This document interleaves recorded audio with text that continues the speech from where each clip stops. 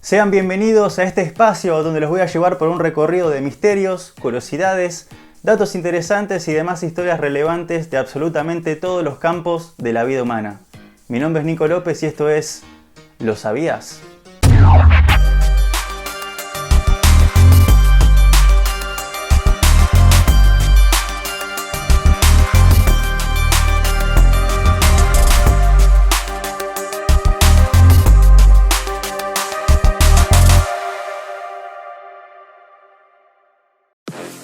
Estos son los títulos del episodio 5. Si pensamos en Egipto, pensamos en Tutankamón, pero ¿sabemos realmente quién fue y a qué se debe su fama? En Historia de la Historia te lo cuento. La contaminación es uno de los grandes problemas de la humanidad y está sin control, de tal manera que contaminamos hasta más allá de los límites de nuestro planeta. En Enigmas Cósmicos te voy a hablar de la chatarra espacial.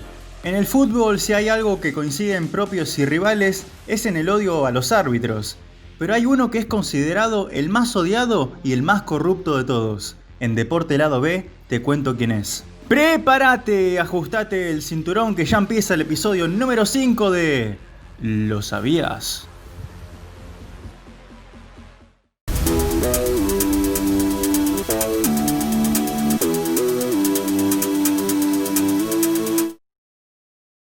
Cuando pensamos en el antiguo Egipto, las primeras imágenes que se nos vienen a la cabeza son las pirámides, las momias, los sarcófagos, los camellos y los faraones.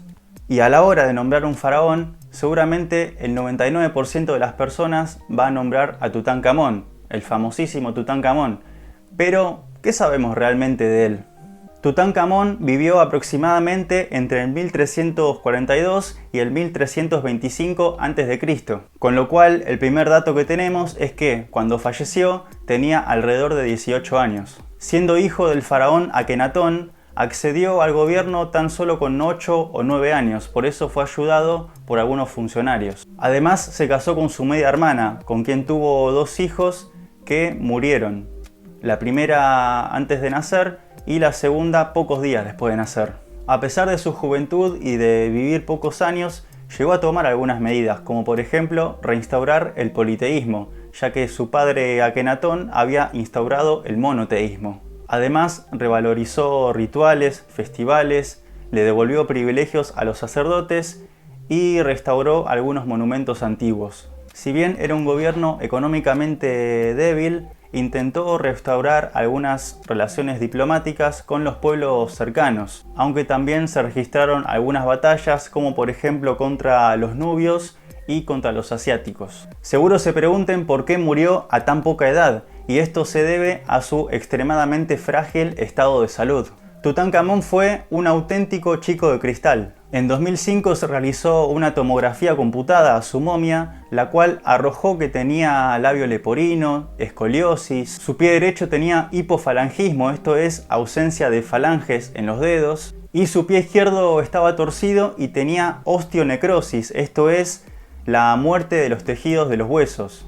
Por estas discapacidades, Tutankamón, a pesar de ser tan solo un adolescente, tenía que movilizarse con bastones, los cuales fueron encontrados en su tumba.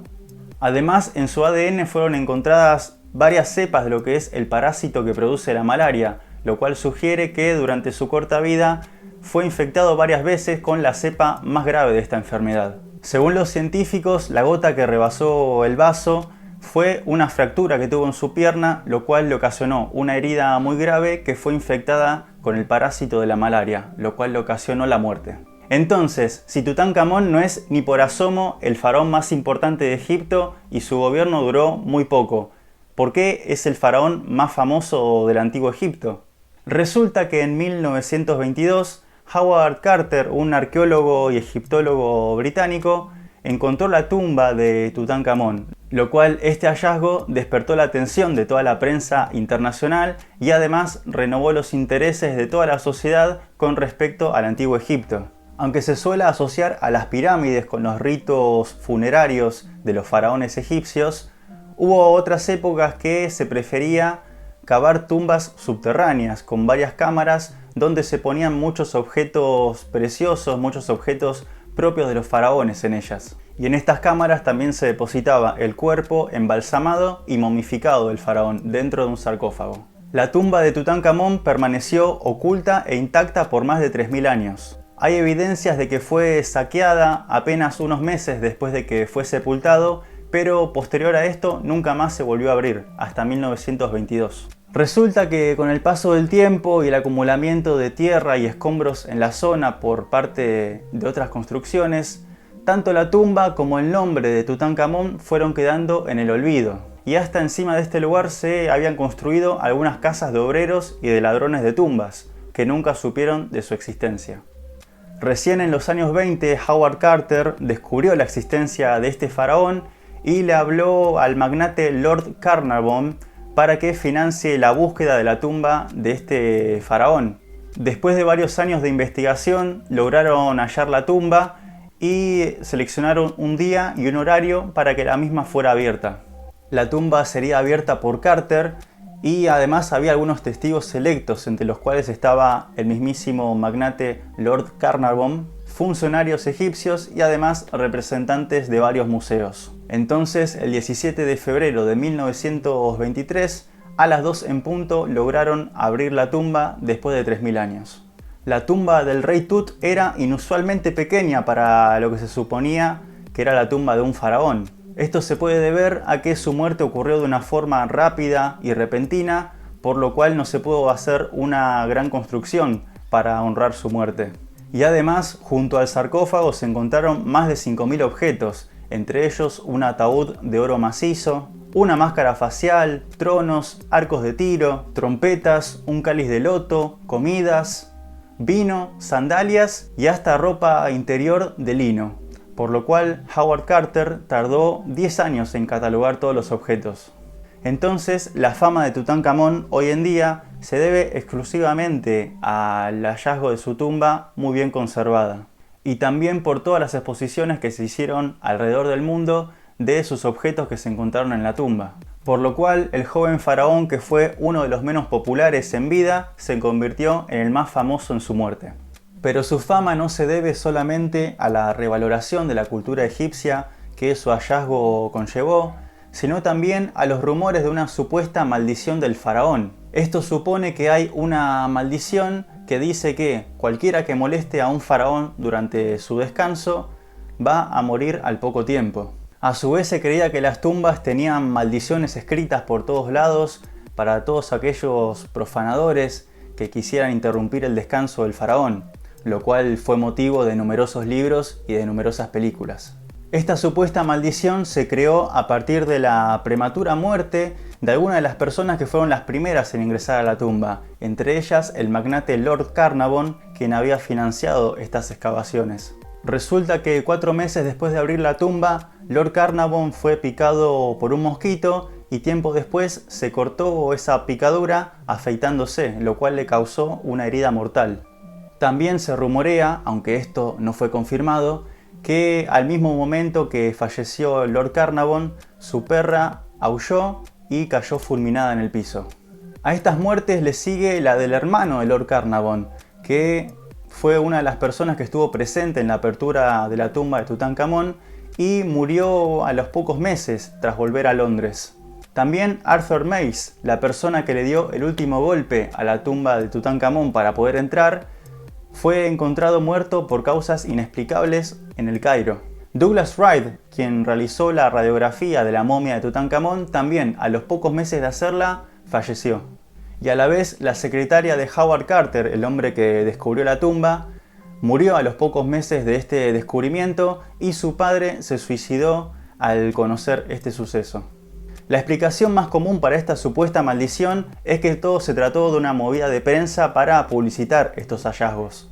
De todas formas, para derrumbar estas creencias, un estudio arrojó que de 58 personas que estuvieron cerca de la tumba y el sarcófago al momento de ser abiertos, solamente 8 murieron en los 12 años siguientes. Por ejemplo, Howard Carter, descubridor de la tumba, murió 16 años después de abrirla, por causas naturales.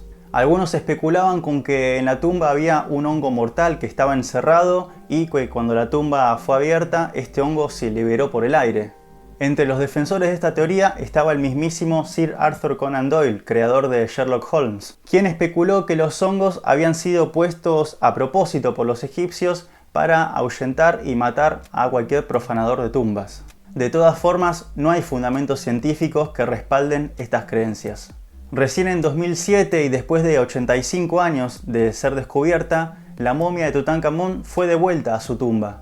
Después de ser analizada exhaustivamente, fue colocada en un sarcófago de vidrio con temperatura y humedad controladas. Este nuevo ataúd fue diseñado especialmente para prevenir la descomposición de la momia y para que los miles de turistas que visitan la tumba puedan apreciarla al 100%.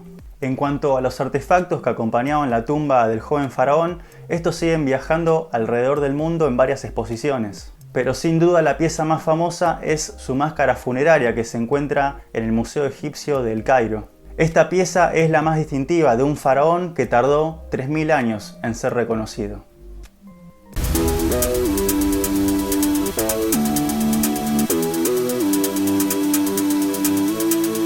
Hay algunos jugadores que son amados por el público y otros que son odiados por el público.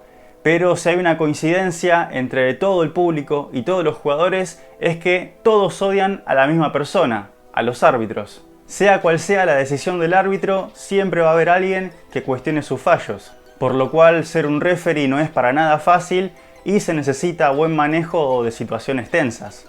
Justamente hoy les traigo la historia de Byron Moreno, quien para muchos es considerado como el peor árbitro de la historia del fútbol y el más odiado de todos.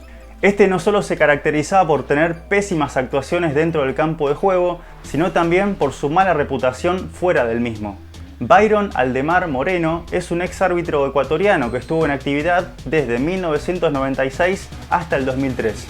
Al principio su carrera iba en ascenso porque se lo tenía como un tipo muy objetivo, muy frío y que tomaba decisiones correctas y con mucha regularidad. Estas buenas actuaciones lo llevaron a que la FIFA ponga los ojos sobre él y que participara de la Copa del Mundo de Corea y Japón 2002. Pero esta cita, que supuestamente lo iba a llevar a la cima de su carrera, lo terminó llevando a la decadencia absoluta.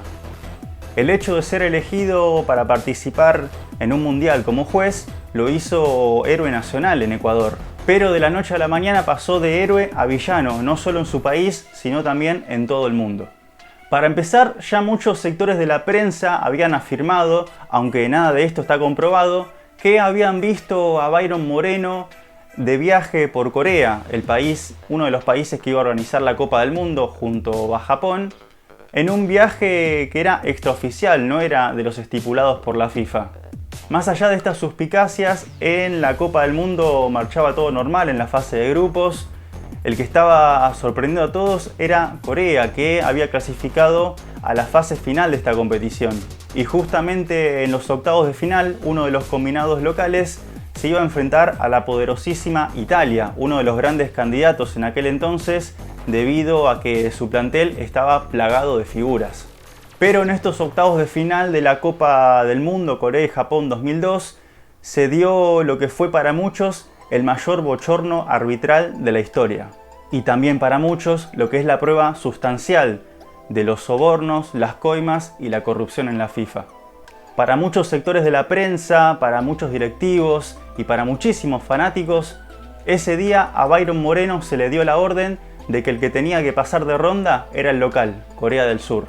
Y entonces los coreanos salieron a la cancha a jugar con 12, con el amigo Byron Moreno luciéndose por todo el terreno de juego. Ya a los 3 minutos del partido cobró un penal un tanto dudoso por un agarrón en el área a un jugador coreano. Pero no hubo tanto escándalo por esto porque el arquero Buffon pudo atajar el penal.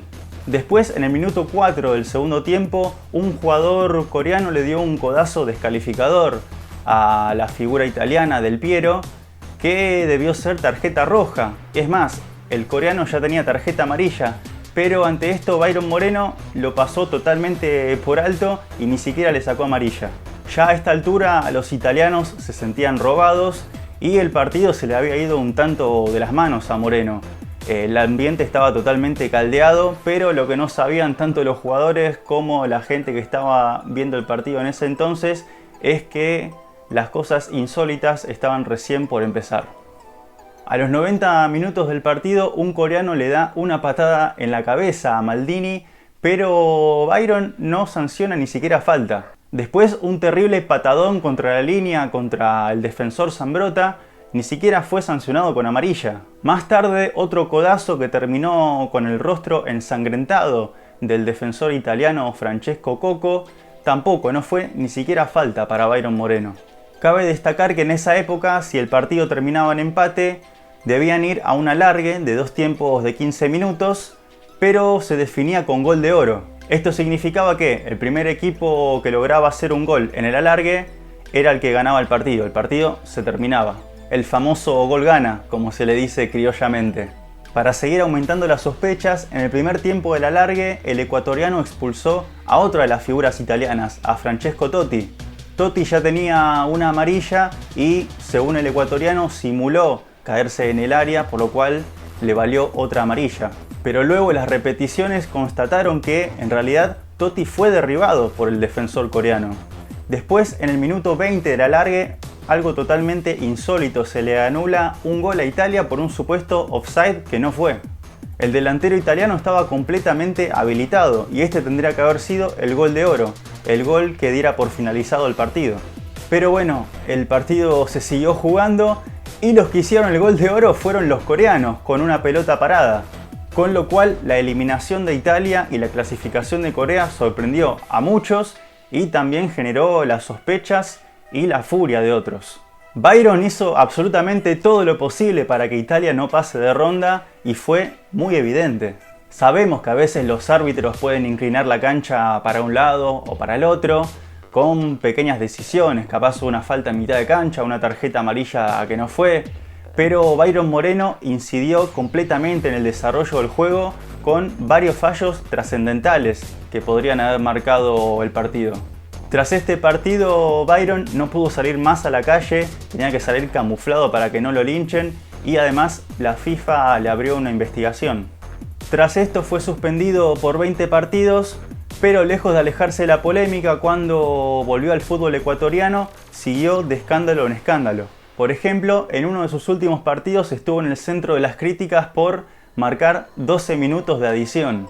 Y en otro sacó 3 tarjetas rojas a jugadores del mismo equipo en el primer tiempo. Con lo cual Byron, lejos de bajar el perfil, quería subirlo aún más. Estas actuaciones daban a pensar que Byron pudo no solo arreglar partidos internacionalmente, como lo fue en la Copa de Corea-Japón 2002, sino también en el ámbito local, arreglando partidos de la Liga Ecuatoriana. Por todos estos hechos bochornosos, Byron no solamente fue defenestrado en su país, sino alrededor de todo el mundo y se convirtió en un símbolo de la corrupción. De esta forma, y dentro de un mar de críticas, Byron dejó el arbitraje, se retiró en 2003, un año después del escándalo de la Copa Mundial 2002. Y acerca de las sospechas de Italia contra Corea, el ex referee, en una entrevista afirmó que no pondría las manos en el fuego por sus jueces de línea, lo cual resulta un tanto extraño. Byron declaró que no era corrupto, pero que no se fiaría tanto de las personas que lo estaban acompañando ese partido, lo cual levanta aún más las sospechas de todo. Byron Moreno era un tipo de una ética y una moral totalmente cuestionables. Y si bien los hechos de las coimas en Corea-Japón 2002 no pudieron ser comprobados, sí se vio involucrado a Byron Moreno en un hecho que lo involucra directamente con los negocios turbios. En 2010, ya retirado del arbitraje, fue arrestado al llegar al aeropuerto de Nueva York. ¿Por qué arrestaron a Byron? Porque intentaba ingresar a Estados Unidos 6 kilos de heroína que estaban pegados en diferentes partes de su cuerpo. Moreno fue condenado a 30 meses de prisión en Estados Unidos y luego de esto volvió a su país. Esta noticia obviamente revivió en el mundo los recuerdos de que Byron era una persona infame y hasta los medios italianos saltaron y se empezaron a burlar de Byron, que estaba encarcelado. Pero bueno, actualmente Byron se encuentra dirigiendo ligas amateur en Ecuador y eventualmente es comentarista deportivo. Y ocasionalmente también sale en programas deportivos a defender su actuación de aquel partido de Italia y Corea. diciendo que su actuación fue para él de unos 8 o 9 puntos.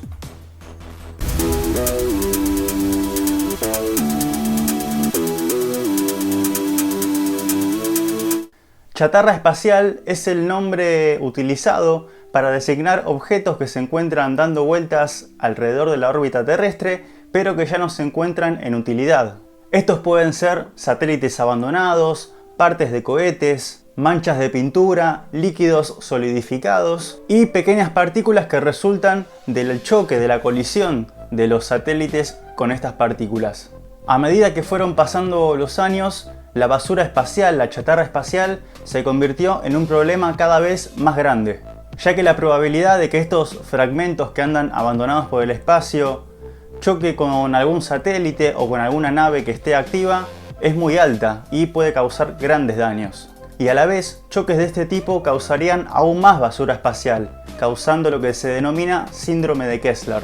A pesar de que la mayoría de los fragmentos que andan dando vueltas alrededor de la órbita tienen un pequeño tamaño, todas representan un gran peligro, ya que andan a grandes velocidades y cualquier impacto con una nave o con un satélite puede terminar destruyéndolas. Desde 1991 se registraron al menos 3 choques a causa de la basura espacial.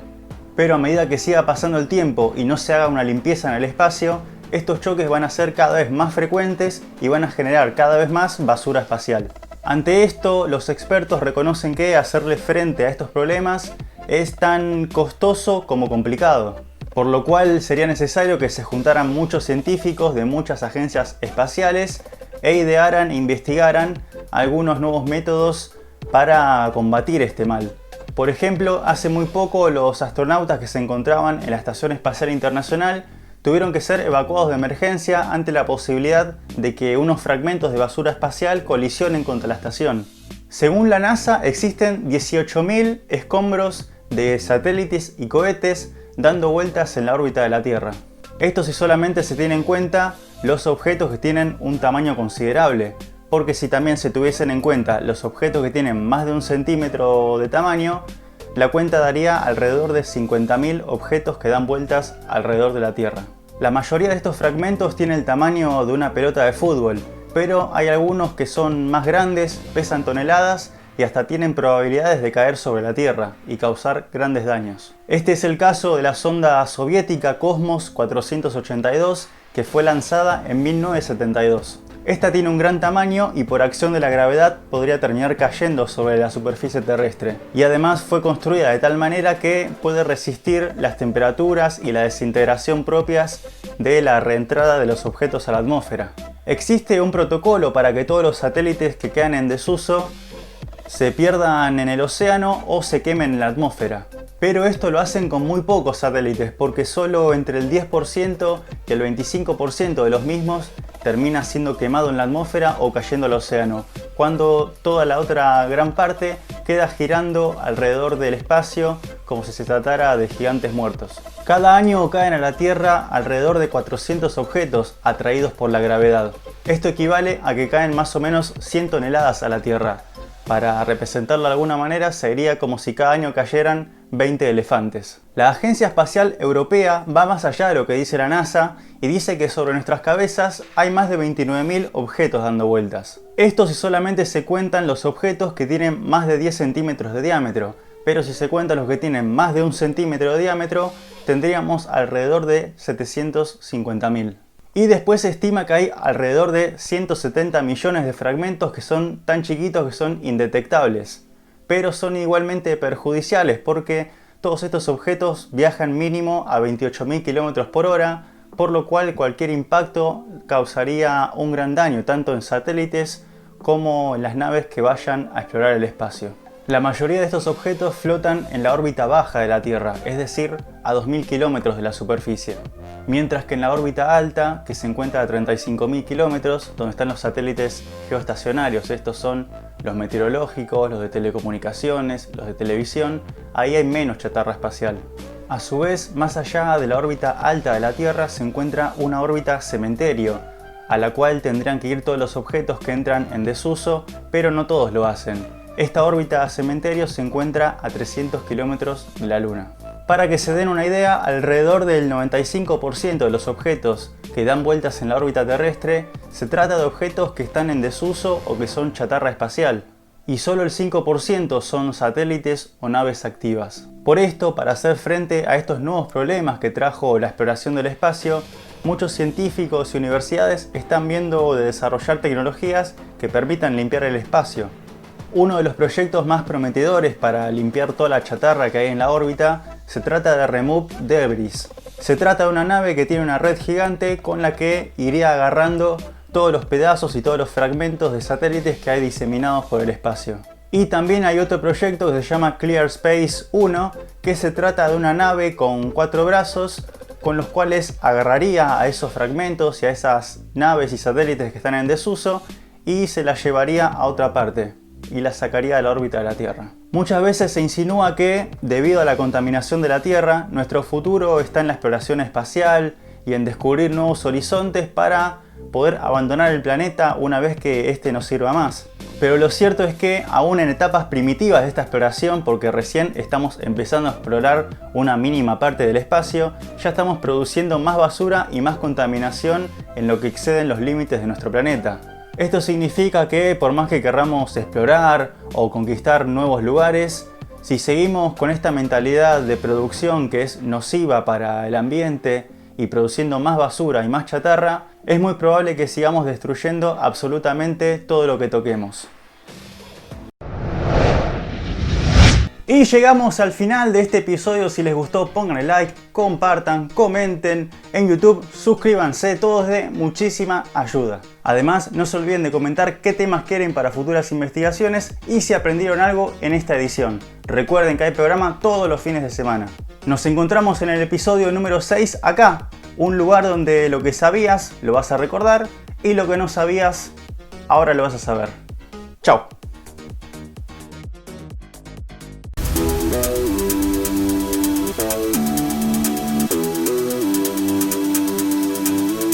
Aproximadamente entre el 1000 fue ayudado por un fa cualquiera. Entonces, resulta que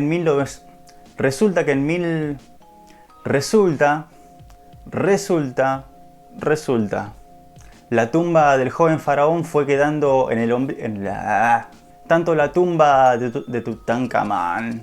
Resulta que es un ex árbitro quien clasificó a las